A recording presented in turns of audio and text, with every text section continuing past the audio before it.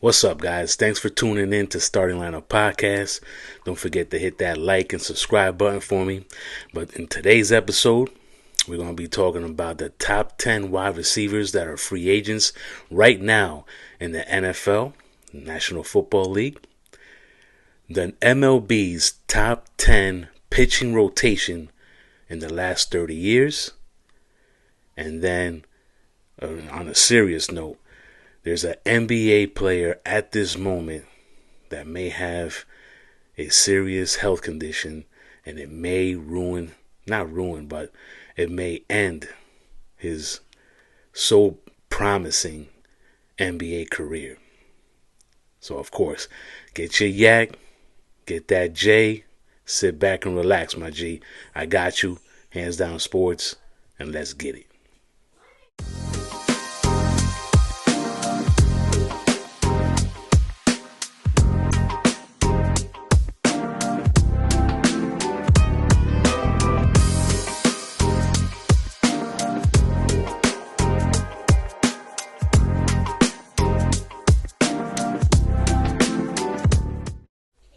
All right, guys, thanks for tuning in, of course. And this is my segment for Baloncesto today. One of the most anticipated players to come into the season last year as a rookie has a health issue. So Victor Wembanyama, Wemby, the Spurs center that pretty much has been doing amazing things. 24 points a game, 11 rebounds a game, 3 assists, and I forget how many blocks he does a game. But right now, the Spurs had to shut him down, man. All ESPN and sports outlets are advising that he has some type of, blood clot in his right shoulder. And this is very serious because few players had to end their NBA careers quickly. We know the Hall of Famer Chris Bosh is one of them. And then someone that's playing right now for the Toronto Raptors, Brandon Ingram, is another player. He's playing. He's been dealing with that type of situation for a couple of, several years. I'm not sure how long, but he also had the same similar type of situation. But he's been able to continue and have a really good NBA career to this point. I'm not sure how long he's going to be playing, but he's been having a great. This happened to him when he was on the Lakers. Now we're all worried about Victor. Hey Wemby, hopefully they find a way for you to get back on the court. I mean, you was just out there, doing your thing in the All-Star game, and the numbers that you're putting up right now are, straight, baller, MVP type stuff. And hopefully you get well very soon, man. He's one of the brightest stars in the NBA. So we definitely prayers up to him. You know what I'm saying? You know how I do, my G. Peace and love and health and prosperity, man. Now, the Knicks play the Cavs today. They have 4 games left here in February. They play the Cavs tonight. Then they play the Celtics, the Sixers, and then Memphis. All of them except the Sixers are all top teams in the East and the West. And we need to get wins. Now, yesterday, let me see here. The New York Knicks played the Bulls, and we beat them by 2. Thank you, Jalen Brunson, for another clutch shot at the end of the game. You know what I mean? And that was nice to see. And then we're playing, I would say, the second best team in the league, first place squad in the Eastern Conference. You know what I mean? The Cleveland Cavaliers, bro. And we're in third place right now. So this would be a huge win here at home. So good luck to them.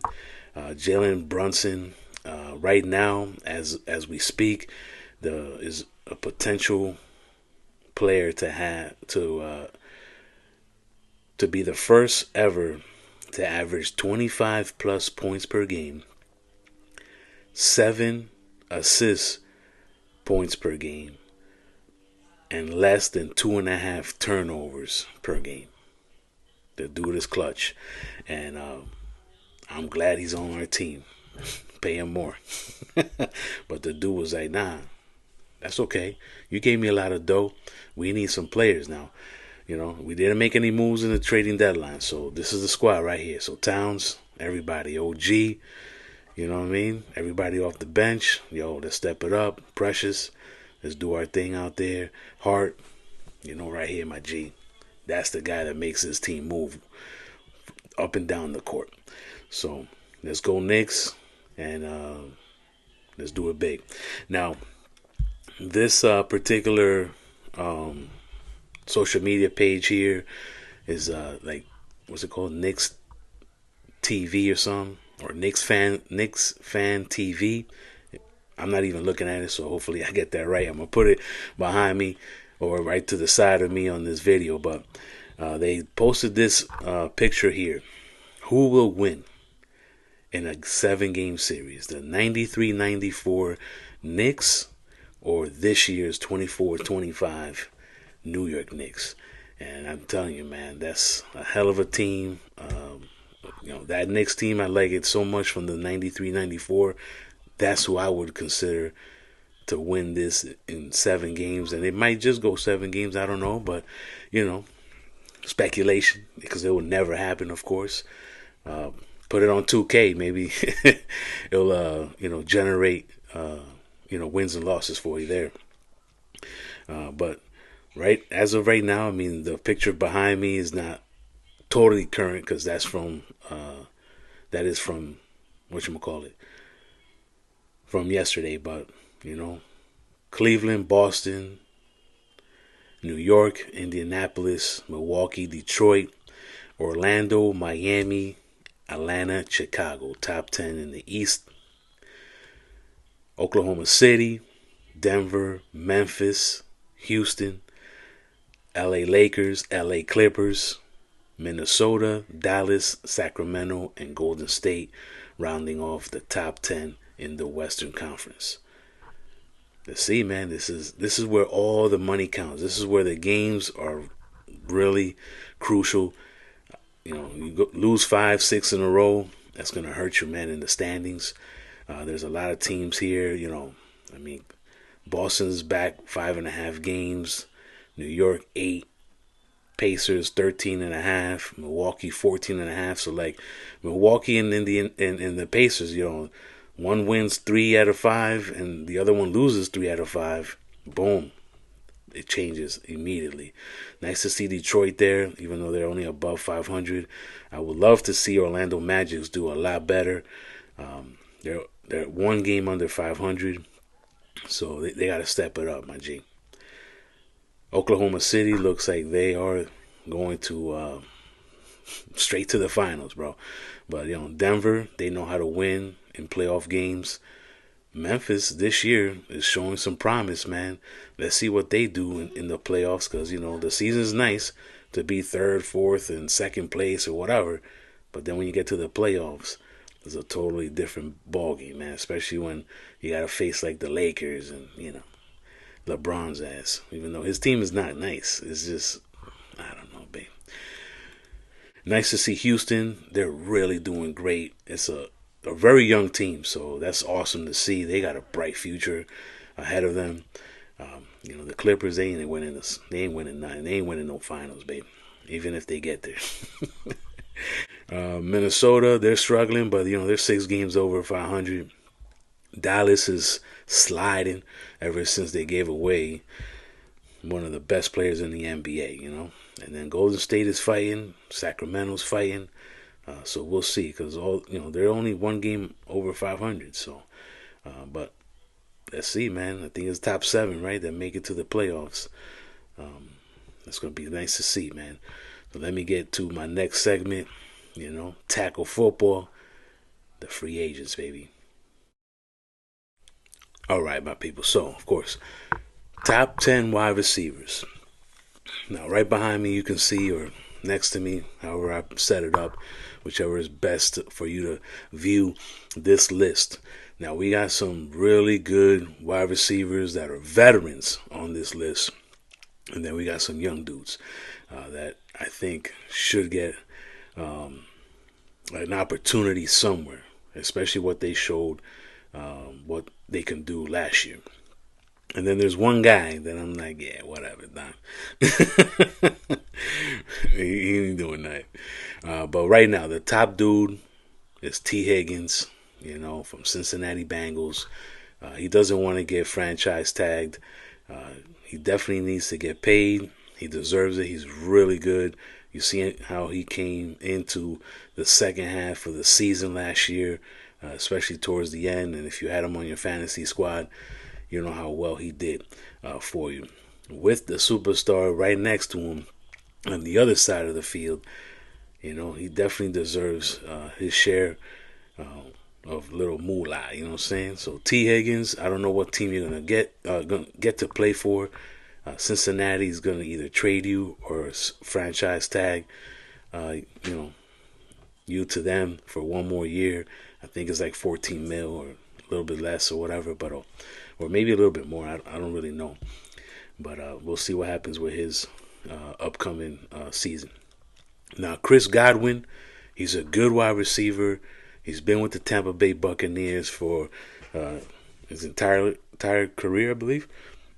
I'm not looking at his stats or nothing like that, but Chris Godwin, unfortunately, he's had some injuries, and they happened towards the end of the season. Like, dogs, I hate that, man, because one year I had him on my squad in fantasy, and I know he would have gotten me, those PPR points, because he's a great wide receiver, man. But maybe the role got to change. Maybe he has to do something else in the scheme of the offense, because he's good, man. He got great hands, catching the ball. You know what I'm saying? He's PPR monster, bro. Well, that's football fantasy, but but the Tampa Bay Buccaneers may give him that opportunity and say, stick with the team. Here's a contract. I'm not sure if he's looking to see what's out there, but if it wasn't for the injuries, man, or let's say it was only one, 2 or 3 years ago, then yeah, he would be definitely signed by now. One of the best wide receivers right now that should be on somebody's team, but he's a diva, is Stefon Diggs. And yeah, I said it. Mr. Diggs, there's a reason why you haven't been signed right now. The Buffalo Bills sent you to Texas. They used you, and then unfortunately you got hurt, which is not your fault. You know what I'm saying? You're trying your best. You're out there, playing extremely hard. So, injury is an injury, but I really feel like there's gonna be a squad out there like, yo, Stefon Diggs, come over here. You know what I mean? The Chargers. You know what I mean? I mean, even Kansas City, because as you can see, we have DeAndre Hopkins on this list and Marquise Brown on this list. They're Kansas City wide receivers at the moment. They almost won the Super Bowl, even though they didn't really do much. But DeAndre Hopkins, he said that he's gonna retire. So I don't know if money is always enticing. So if the right moolah comes around, little pesitos, then I think that my G will sign with a team and say, let's see what I can do for you, man. Because he's solid, There's nothing really, wrong. He stays out of trouble, and he's all about his business on that field, man. Amari Cooper, he used to play for the Buffalo Bills last year. I mean, he disappeared. He really didn't help Josh Allen. I'm like, this is the best quarterback you've ever had in your career. You had to show off, man. And now you're a free agent. Of course, Amari Cooper, man, he's definitely a player that has to get on a ball club pretty soon. There's definitely teams out there that would love to have him on the roster. I mean, I'll be calling Lamar Jackson right now, my G. You know what I mean? You can't go to the Eagles because that's already stacked, but teams like that, man, that needs these guys. Marquise Brown, I understand you came back from injury. You didn't really get a full season. I hope that the Chiefs sign you for another couple of years or whatever, so you can play over there. And but when they throw it down the field, man, and you're open, you better catch that ball, dogs. That's all I'm trying to say. Now the last three dudes, this guy right here, I don't think anybody's gonna sign him. I'll be surprised if they do. But when you have that much NFL experience, you're what 7, 8 years into the league, I think, for Darius Slayton. I mean, he did show off on a game or two here and there during the seasons when he was with them, but he's not really nothing special like to be like, hey, let me give you a lucrative deal. You know what I'm saying? Um, let's see here. Now, Cavante Turpin. Now, last year you seen he made plays, with the punt return and some wide receiver, catches and spots and stuff. But he didn't really get that much time out there in the field. I mean, I'm not looking at numbers right now, but I feel like he didn't play like 50% of the offense. You know what I'm saying? And the main quarterback got hurt with Dak and stuff like that. But I think that guy shows promise. He definitely got speed, so he got that T Hill kind of speed. And if I was NFL squad right now, I would definitely give him a shot. You don't have to sign him for a lot. Be like, yo, here's 3 years, so and so mil. You know what I mean? Let's see what you can do. I mean, shit. I mean, it would be a great pickup, especially if you can use them on the kickoff returns and stuff like that, punt returns. And then Damie Brown. Now, Damie Brown, man, he's on the Washington Commanders. He's a free agent right now, and I think Washington's going to sign him because there's no reason why not to, man. He knows the offense. He produced for the type of quality player that he is. I mean, he's not a number one, but he can help with the number 2, number 3 spot wide receiver in your team. I mean, people go down, and he's solid, man. I really like him. I mean, I was looking to pick him up on my Dynasty League, or someone already had him and stuff. They reacted quicker than I did. But those are the top 10 wide receivers right now in the NFL that are looking for a job. I mean, a lot of them are going to get signed right away. I understand, man. I mean, Stephon Diggs, that's big, man. He's a superstar, dogs. He'll take over that number 1 spot on your squad, especially Raiders that you don't got nobody to throw it to. I mean, no disrespect, man. I understand all these guys made it to the pros for a reason. They're dumb nice, babe. You know what I'm saying? I'm not trying to say that you're a scrub or you're sorry or you ain't no good. You know what I mean? I'm just trying to say now that you're at the top level, you see, where you stand, man. Are you grade A, B, C, D, or F, man? Come on now. But all these guys are fighting for a position. This next part of this segment here for Tackle Football, I got to tell you, man, Aaron Rodgers, Matthew Stafford, and Russell Wilson are all free agents as well. They have over 350 career passing touchdowns. And where will they play next season? Leave me a comment where you think at least Matthew Stafford should get a spot somewhere if he's not back on the Rams. Russell Wilson, he showed promise with the Steelers when he came in, like after week 5, 4 or 5, whatever. He played solid, man. I mean, he didn't do good in the playoffs.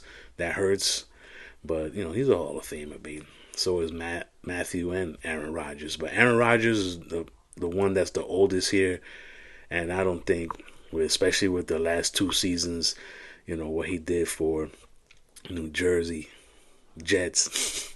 Now, my team, the New York Jets, I don't know if anybody's going to even sign him for a backup, spot. I think they're going to be like, yo, those are 3 quarterbacks right now, super veterans. They got Super Bowl titles. They've done tremendous in their career in the NFL. The old guys, man, you know what I mean? The ones with the most experience.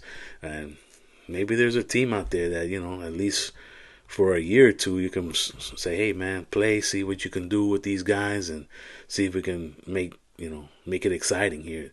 Like the Raiders, I love the jersey, so I would play for the Las Vegas Raiders today.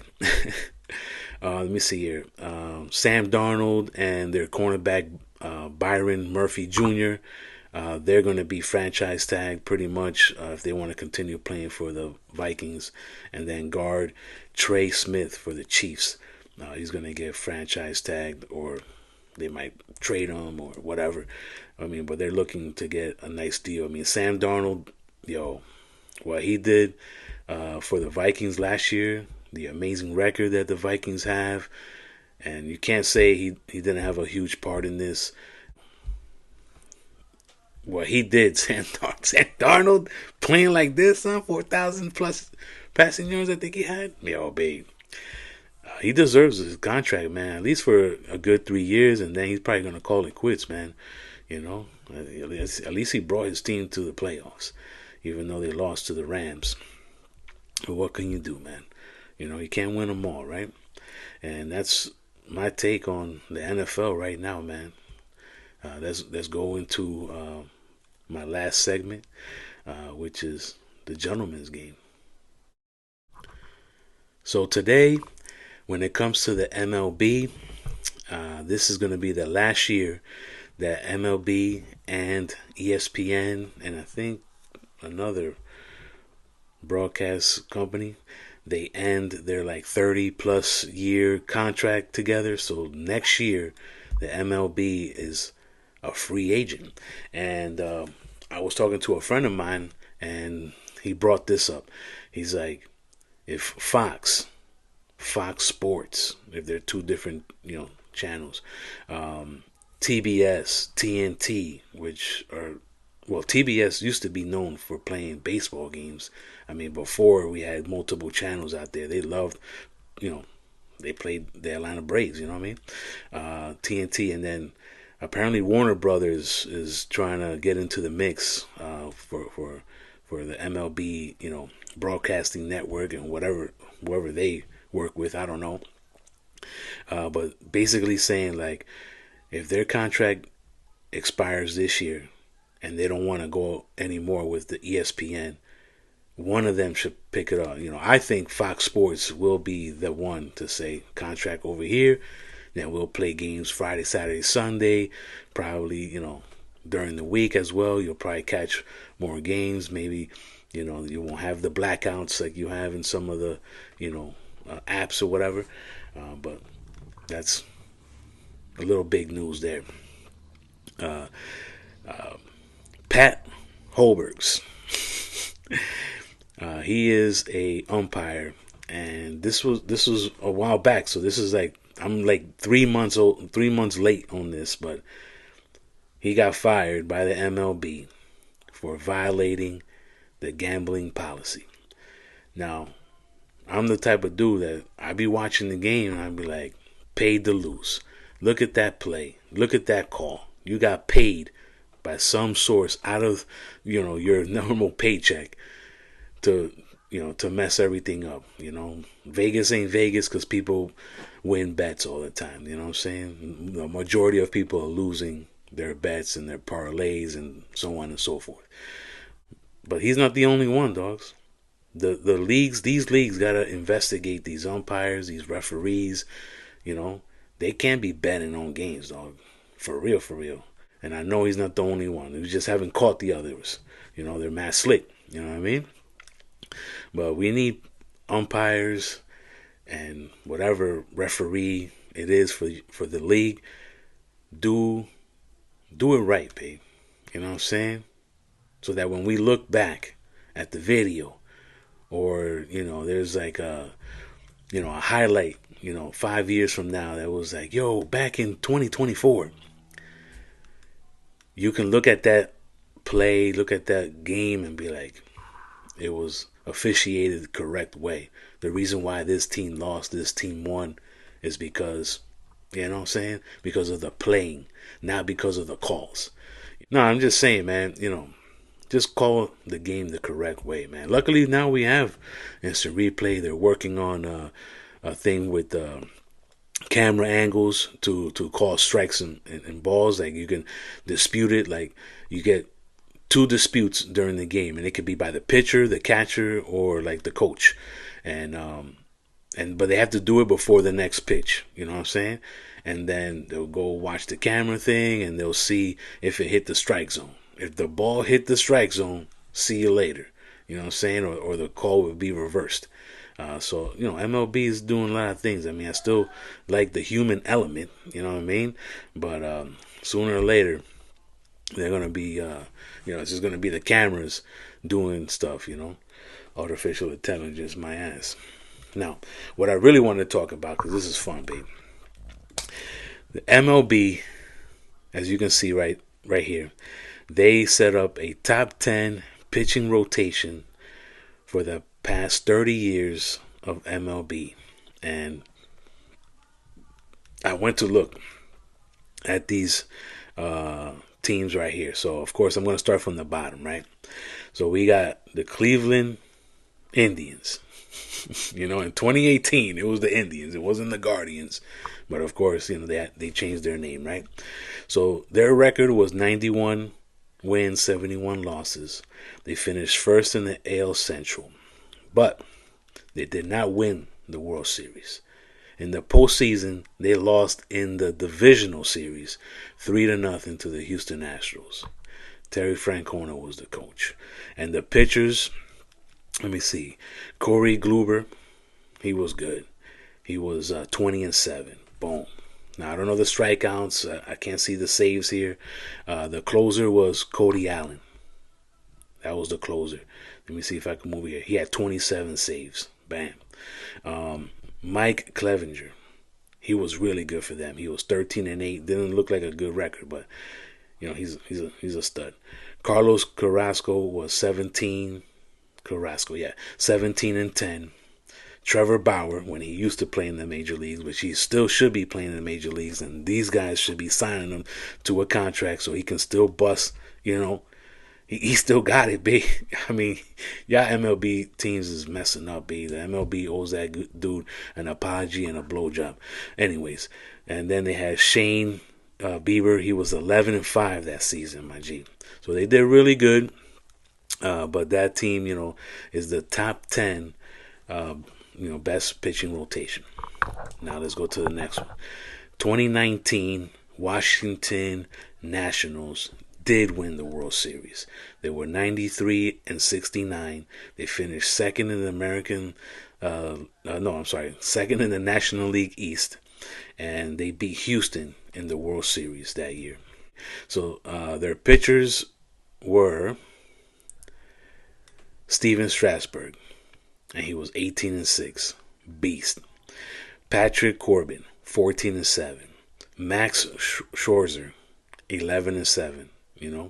Anibal Sanchez, that's my guy from the Marlins. He was 11-8, and their closer was Sean Doolittle, and Sean Doolittle had 29 saves that season.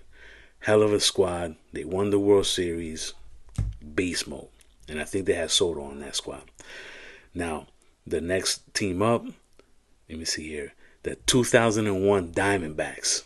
They also won the World Series. Now, a lot of teams in this list won the World Series, bro. You know what I'm saying? With amazing records and stuff like that. Now, they were 92-70. They finished first in the National League West. They beat the New York Yankees. When I go through that pitching squad, you know who's there, B. This is one of the best squads, though, B. And they won the World Series, so this is amazing. So, Curt Schilling, boom, 22-6 that year. Randy Johnson, the unit, 21-6, right? Brian Anderson, he had a losing record. He was 4-9.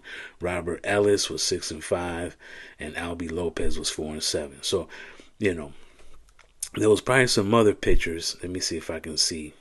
Besides those guys, Miguel Batista was pitching. Robert Ellis, Bobby Witt, Armando Reynoso. Let me see here. I don't really know these other guys. They don't really stand out to me. But, their closer was Byung Hyun Kim. He had that, that sidearm. It looked like a softball pitch, but it was my G. Tino Martinez knows what's going on with that dude. This dude had, anotando saves aquí. He had 19 saves. So he wasn't even really out there for those 19 saves. But Miguel Batista, which I mentioned before, That dude was 11-8, and he was in the relief. But he was probably their third best pitcher on that squad. Regardless, at the end of the day, they won the World Series, my G, and that's what really counts. Now the next team up, this is what top six, right? The 2021 Los Angeles Dodgers, 106 wins, 56 losses, finished second in the National League West. Second, babe. Now they lost in the National League Championship Series against the Atlanta Braves. And in their pitching staff, who they had: Walker Buehler, 16-4, beast. Julio Urias, 20-3, good lord. Clayton Kershaw, 10-8. That was an off year. Maybe he got hurt. Trevor Bauer probably came from a trade from Cleveland. He was 8-5. Max Scherzer was on that squad. He went 7-0. You know what I mean? Like, yo, pay. I mean, Kenley Jensen was the closer. He had 38 saves that year. Beast mode, bro. For real, for real. But unfortunately, they didn't win the World Series. Atlanta Braves did, which is a hell of a team as well. Now, next, the 2016 Chicago Cubs. They won the World Series. And then there's another team that won the World Series. We'll get to that next. And then after that, they haven't won the World Series. So this team was 103 wins with 58 losses and a tie. I want to know what that tie was. I need to go back to that season and see what that was. They finished first in the National League Central, and they beat the Cleveland Guardians. In 2016 they were the Indians, which was Game 7. Everybody was watching except Hansel. He fell asleep because it went into extra innings. Now the pitchers on this squad this team, this is stacked, B. We got veteran John Lester, who went 19-5. Jake Heredia, 18-8. Great season. Kyle Hendricks, he was solid, 16-8. We always thought he was going to be like a ridiculous stud over there. John Lackey, he came from like the Angels, I believe, that year, 11-8. And then Jason Hamill, 15-10. Their closer was Hector Rondon, and he had 18 saves. Not that many saves, so there was probably other pitchers that got saves and stuff. Relief was probably good. They had Travis Wood over there, Trevor Cahill, some people that know these guys. So they won the World Series, and that broke that 100 and whatever years of not winning the World Series curse, which was awesome to see. All right, so now the top 5, right? 1, 2, 3, 4, 5. All right, this is the last team out of this top 10 that won the World Series from this MLB top 10 pitching rotation. The San Francisco Giants in 2010 were 92-70. They beat the Texas Rangers in the World Series. Let's see here. Pitching staff. Matt Cain. Now, Matt Cain looked like he didn't have a good season. 13-11. Tim Lincolnson. I know I pronounced that wrong, but we know who he is, man. The freak. 16-10. Probably his down year. Barry Zito, one of the sickest curveballs you ever seen in your life, but he went 9-14 that year, babe. Jonathan Sanchez picked him up because he got 13-9. Madison Bumgarner, sorry.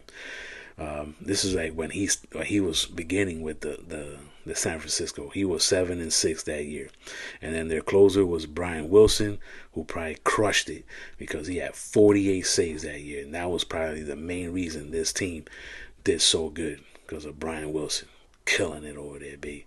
That dude had an amazing, San Francisco Giants career over there, and that team was stacked. And then after that, we got the 2013 Detroit Tigers. Now, they didn't win the World Series. They were first in the AL Central, 93-69. Let's see here. They lost in the AL Championship Series to the Boston Red Sox. And on their pitching staff, Justin Verlander, 13-12, probably his worst win-loss in his career. Max Scherzer, we've already heard his name like twice, right? With the Nationals and the Dodgers. But right here, Max Scherzer was 21-3, son. Beast mode.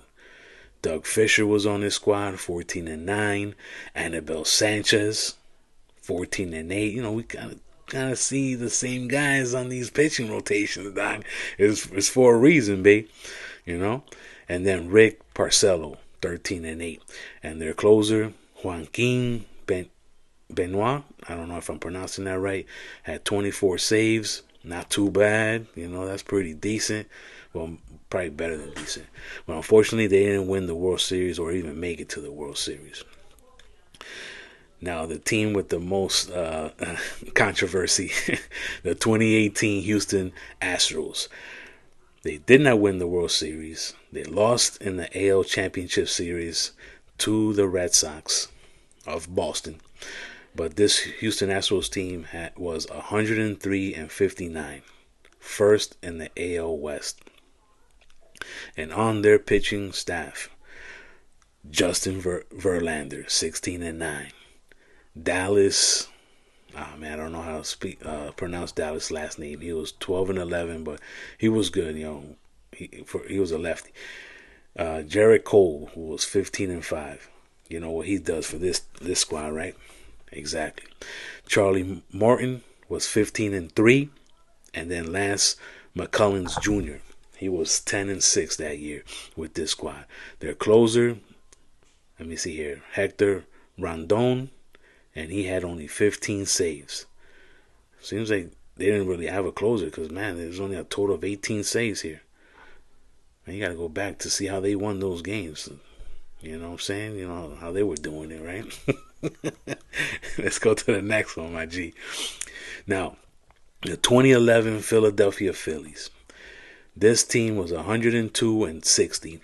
They finished first in the National League East, but in the postseason they lost in the National League Division Series to the St. Louis Cardinals, who I think won the World Series that year. This pitching rotation here for the Phillies was pretty sick. I think they have tons of Hall of Famers here. Roy Halladay, 19-6. Cliff Lee, 17-8. And he must have won something that year because there's like asterisks there. Cole Hamels, 14-9. Roy Oswalt, 9-10. And then Vance Worley was 11-3. And the closer that year was Ryan Madison, who had 32 saves. Beast mode right there, G. This team right here, man, I don't know how they didn't win the World Series or get there. And Roy Halladay is one of my favorite pitchers of all time. And, you know, rest in peace, my G. Pero diablo loco. Now, the number one team, pitching rotation-wise, that ESPN is putting out, as you can see right here, is the 1998 Atlanta Braves that did not win the World Series.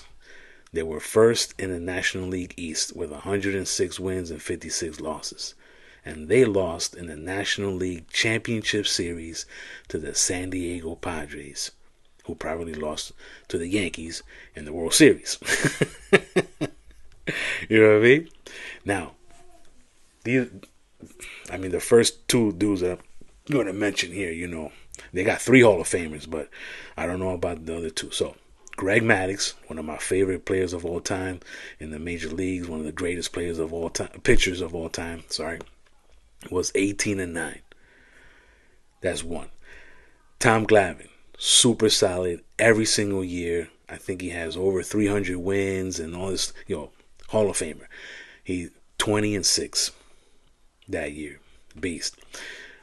John Smoltz, another Hall of Famer, 17-3 that year. And then they had Danny Nagels.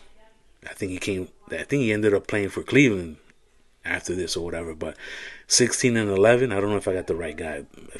Sorry about that. And then Kevin Millwood, 17-8 that year, babe. That dude was,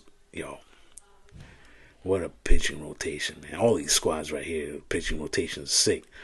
Now, Let me see here. Their closer, I'm sorry.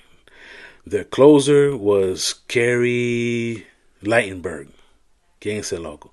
30 saves. I never heard of this dude in my life. And I know that if I see his picture, I know who he is. Let me see. Let me see.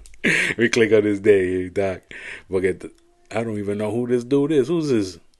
Kerry Lightenberg. No me recuerdo nada. Righty, 6'2", 185. But anyways, I think this, this setup for this pitching rotation is pretty cool, man. There's only, out of those top 10, only 4 won the World Series. So ya tu sabes, loco.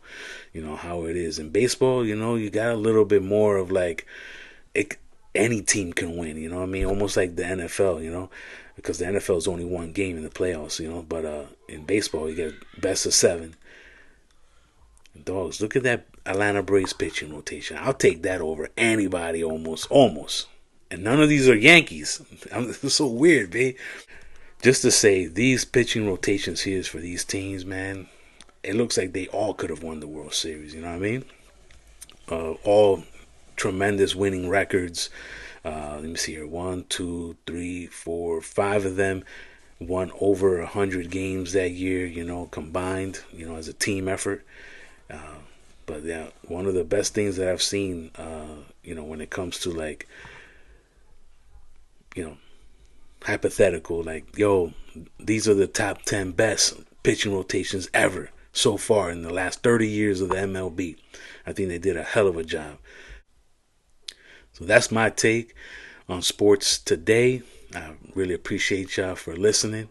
If you made it this far, in the comments, let me know what baseball team and that pitching rotation you thought was the best one out of all of them. I mean, there's tons of them there. I wonder what was the top 20, But like always, my guy, my J, Hands Down Sports, yeah, estamos okay. Hands down. Hands down. Hands down, shit, you know what I mean?